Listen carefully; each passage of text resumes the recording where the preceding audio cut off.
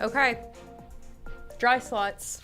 Oh, I'm so curious. Well, that's more so in the middle of the weather of forecast. the presentation yes, here? Okay. Yes, that's like the main, like that's like the climax of the weather forecast. We've got to warm up first. Okay. So which, unfortunately, we did. not We have the happening last outside. few days. It's in the 40s, way above average. Yeah. So this photo here I'm going to share is from Corpus Christi, Texas. It's on it's the Dia de los Muertos street festival that happens there every October or early November. And I want to point out, do you see the little, it's like there's like these like tassel things, but then there's these square papers. Those are called papel picado. Okay. And it's a very like Hispanic, Mexican type thing. And you'll see them all over the place in South Texas especially. It's like fiesta. It's festive. It's like a thing. Okay. So today, and that was my dog Lindy, by the way. Oh, look at that. It's following I you. know. So it reminded me of that.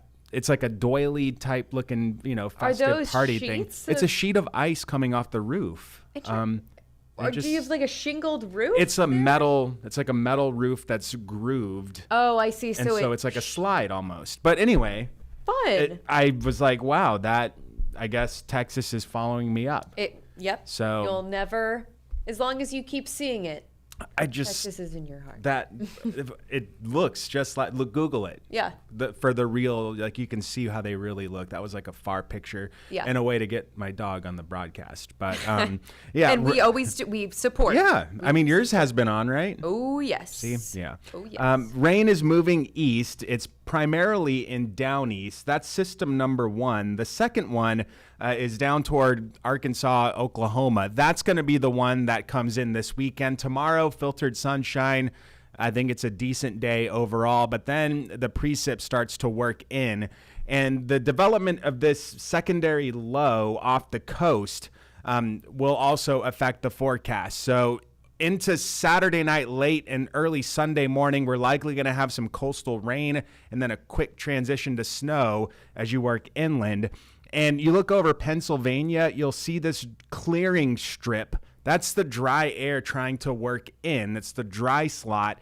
And some guidance wants to push that toward Maine. You can see how there's like a gap in the precip where that dry air is trying to nose in. So you got snow away from the coast, a lot of rain in the Gulf of Maine. I'm a poet and I didn't know it. Sorry, it just rhymed. I went with it.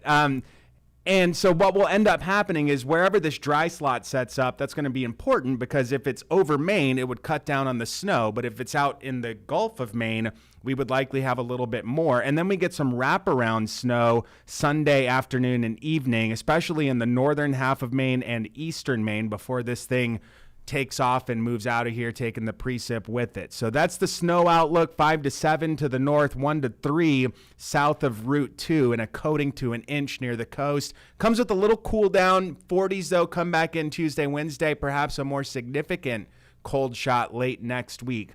Gale warning in effect through 7 tomorrow morning. There's the somewhat busy weekend with that snow, rain coming in overnight Saturday and into Sunday. Coastal locations have the better chance at a little more rain. Once you get away from the coast, that's where the snow kicks in. And then, cool, but a few mild days, Tuesday, Wednesday next week before the bottom falls out. Yeah. Next Friday. Yeah. Yeah. Mm-hmm. Dry slot and snow. We'll be looking at that. The forecast it's an interesting one this time. I don't think it's so overly impactful, just interesting how it plays out. Right. Yeah. Mm-hmm. Right.